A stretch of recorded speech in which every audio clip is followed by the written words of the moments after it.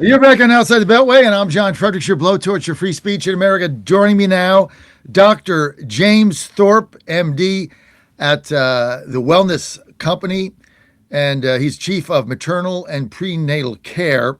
We're going to be talking a little bit about cancer prevention today. Dr. Thorp, thank you for being with us. As always, great to have you with us. You know, cancer is on everybody's mind today because of the shocking death of Dawson's Creek star James Vanderbeek. He was 48 years old, Doc, from colorectal cancer. That has many people now saying, "Well, whoa! You know, cancer at 70 is one thing, 48 is another thing." And I was saying this all week on the radio. 2025, I had a number of my friends pass with cancer. You know, I'm 68. So it just happens. It's been happening very quickly. Like they get cancer, then they go in, then maybe there's a remission, and then I turn around, I get an email they're in hospice, and then they're dead. So not good, scary. Um, why do we get it? What do you attribute to this rising cancer now in the United States, Doc? Well, I think it's multifactorial, but what I would say is the greatest contributor is the COVID 19 poison jab.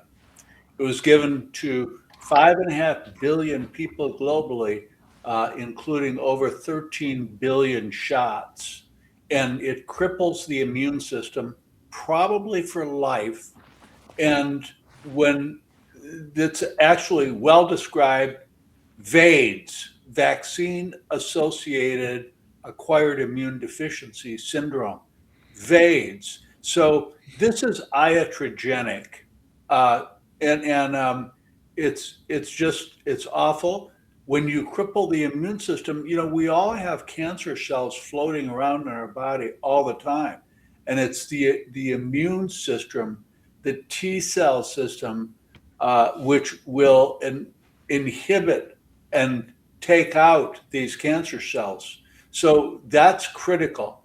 The other contributors, listen, we all know. I think all Americans know somebody in their immediate family or friends or neighborhood that died at an early age of rapidly progressing cancers. I know a dozen just in my neighborhood and my friends and my extended family.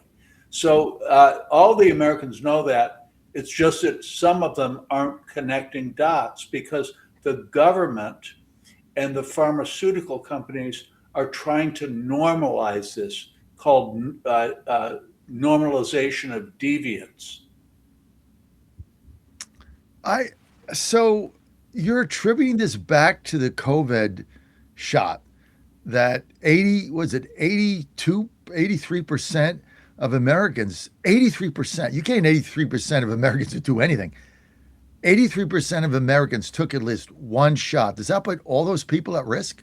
Absolutely. Well, remember, there were hot lots, and there were lots that were either purposefully placebo or duds due to the manufacturing, horrible, awful manufacturing process, which occurred. It was a bait and switch. They used a highly refined manufacturing for the trials, and then as soon as it was rolled out to the public, they made batches of it with a completely different manufacturing process. Illegal, should not have ever occurred. They should have done testing, exact same testing on that change in the manufacturing process. But yes, I believe that it's the COVID-19 vaccine. There are some other minor factors, but that's what's happened here. Do you think President Trump should address this one day? Oh, I think he should have addressed it the first day in the office. He knew it, but he chose not to. And listen, it's a lot of Americans are going to be severely upset when they know this. And if the powers that be continue to gaslight the victims and deny it, which is really what they're doing, then life goes on. But as you said, right now, the uptake of the COVID-19 vaccine is a pathetic single digit, even though the governments, hospitals, and doctors and medical organizations are pushing it. So the American people know that the COVID-19 vaccine is a fraud. They're just not willing to say that because they made a foolish decision to take it. Yeah, including me. Yeah, So, but I'm admitting it. I mean, you got to remember the pressure that we were under that's right. back then was incredible. Like, I mean, I remember watching a video with Ivanka Trump, who was a dear friend of mine, taking it in, President Trump taking it. I figure, well, if Ivanka's taking it, that's his daughter. He loves her to death. I mean, he lives for that girl. And I saw her take it, and I'm like, well, Well, John, why? Let me ask you this: why is it that a lot of the government officials in our government, at the state and local levels, and all the pharmaceutical employees, it was optional? They got a pass on taking it if they didn't want to. Why is that? you really got to think about this. I really think, where does RFK stand on this?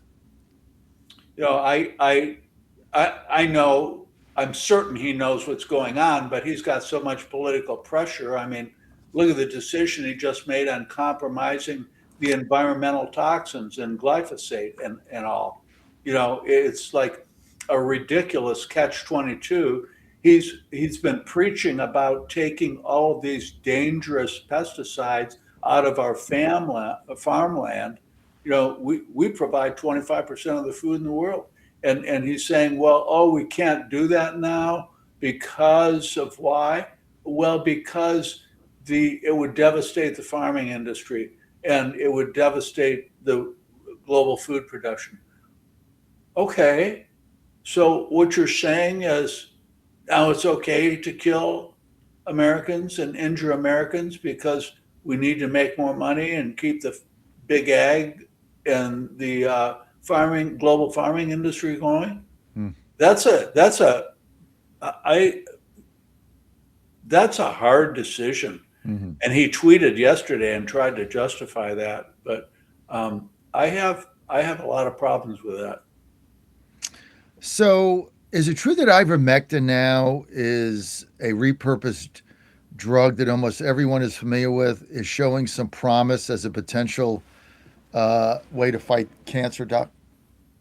Yes, I want to make it clear. I don't want to make any false claims like our government does every single freaking day when they push the COVID-19 vaccine.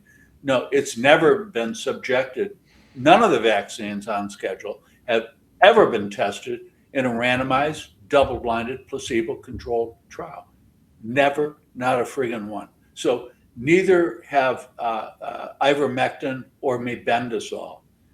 However, having stated that, there are anecdotal reports all over the world showing that in some patients, the combination will reverse aggressive stage 4 cancers that did not respond to aggressive chemotherapy, surgeries, and radiations. But it's anecdotal. Right. Why has there been so little interest, Doc, in the pharmaceutical industry and the medical establishment in really giving legitimate investigation to repurposing anti-cancer drugs like ivermectin? Like, why? It's all about money. I mean, listen, oncologists, and do a fact check on me, John, oncologists are the only subspecialty of physicians that are allowed to actually directly buy the pharmaceutical chemotherapies, get them in their office, and then sell them personally to the patients with a large profit. This is a billion-dollar industry. And there are some studies showing that many of these chemotherapies are not effective. They actually help destroy. They are actually killing the patients, according to some experts in that field. So I think that there's a lot of motivation for the hospitals and the oncologists to push all these chemotherapies. I'm dealing it with myself in close family members, and it's really awful. You know, some of these drugs will cost $250,000 per year. You know, the mistrust now of the entire U.S. medical pharmaceutical apparatus is, I think it's at an all-time high. I mean, you really wanted to believe that CDC, that, you know, they were all above reproach. And since the Fauci debacle and, you know, we don't know where this thing came from, and then pushing a vaccine that everybody made billions of dollars on, and it was all about, you know, stealing the election, whatever they were doing. I mean, and now it's harming people. I mean, you mistrust. And then you got RFK in there telling us, you know, we've been eating the wrong foods, which I agree with him. We had 50 vaccines. It's all like a money-making scheme. None of them are any good. Like, you no longer trust your federal government on anything they have to do about health. Anything. It's all lies and cheating and money and NIH and Fauci sending stuff to China. I mean, the whole thing's a mess. Yeah, and John, the physician respect as a profession has dropped to an all-time low, and it should be. I respect used car salesmen more than I do physicians. I have no respect for physicians, because 95% of the physicians in this country betrayed their Hippocratic oath, threw their patients under the bus so they could continue making a paycheck. They didn't have the balls to tell their patients the truth and put their job at risk and get fired like I did. So physicians deserve no respect. Respect a used car salesman more than physicians and hospitals. You know, I'm not far. I'm not far from you on that. I really am. I don't trust any of it. That's why I'm a member of the wellness company. I mean, I got a problem. I call up Dr. Kelly Victory, even though she's not assigned to me, and I just ask her what her thoughts. Like, I don't trust any of these people for anything they're giving us. And then I tell you the other thing, and I'm going to get into cancer prevention in a second, but I'm watching a baseball game last night, a college ball game. And I don't know, it was on ESPN3. My son plays for Maryland, so I'm watching the game. I had to come back early because of the weather. And so they must have run, during this game, it went 15 innings. They must have run 50 drug commercials. And it's like, there's 60 seconds, and the first 20 seconds is, hey, tell your doctor you want this to stop depression or something. And then they spend 40 seconds telling you if you take it, you might die. I mean, it's like you might get a severe rash. You might die. You might get depressed. You might kill yourself. It's like, what? And these go on and on and on. And it's like, who goes to a doctor and says, hey, give me that drug? You go to a doctor, they are supposed to, you know, do an analysis. And then if you need medication, recommend it based on what they think the symptoms are or how you get better. Like, why do we allow these? We're only one of two countries that allow these drug ads. Why is that? Well, it's New Zealand and the United States of America. I'll tell you why it is. This massive amount of advertising revenue that all the mainstream media get. This is a two-pronged strategy from the pharmaceutical industry. The first and most important is that they're giving them all this money, probably the greatest proportion of their income, right? It's really what it is in essence a bribe. The secondary reason they're using it is to push their market. But the first one is a bribe. And that's exactly why none of the anchors, you know, even Tucker Carlson, when he was with Fox News, you know, he interviewed me and talked about the vaccine, and boy, we both got in a lot of trouble for that. And I think it was one of the reasons why Fox News fired him, Mhm. that and reporting on the J6 thing. But when these mainstream media companies have this massive inflow, no guest, none of their staff, none of their reporters like you can oppose it, or you'll get fired because it's too much money. That's crazy. I got a question here for you from Sean in Newport News, and then I'm going to get to cancer prevention again. Sean says, I got a question for the doc. Is there a difference between the Johnson and Johnson shot with no mRNA versus the Moderna Pfizer as far as those two side effects? He says he took the Johnson and Johnson to avoid the mRNA to appease the military so he could keep his position there. What are your thoughts on that, Doc? It's a great question. Of course, they're two completely different vaccines, but both have been reported to be associated with fatalities and significant injuries. Now, I will say that Moderna is the worst. Pfizer comes close second, but the other J&J and others that use the bacteriophage method of getting the immune reaction in the host, allegedly from the COVID-19 vaccine, has its own dangers as well. They absolutely, and as you know, it was taken off the market. All right, Doc. I want to get to cancer prevention and the new product you've got called Shield. So I just ordered it for me and Ann, and it's kind of cool because it's a two-part thing. You have the one part that you take, and then you have a sugar-free kind of a cocoa mix that you take at night, which actually is pretty good. It beats having the second glass of wine, the third glass of wine. Beats the Grey Goose, I'll tell you that, before I go to bed. So, but explain how this works. I just started taking it. I just got it like a week ago, and then I was traveling this weekend, so I forgot it. But Ann's been taking it. Tell me how the Shield works. I mean, is that really going to help me and Ann, my lovely bride, not have cancer? What is in that to make that thing work? The product is called Shield. I believe it will. And again, same thing I said about the ivermectin and the mebendazole.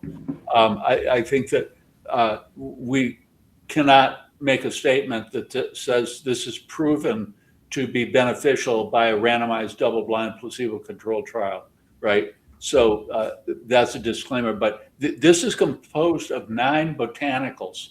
And the first 4 are in the cocoa drink that you talked about. And those are turkey tail mushroom, reishi mushroom, ashwagandha, which is a root extract, turmeric, and green tea. That's in the really delicious cocoa drink. In the soft gels are 5 again botanicals.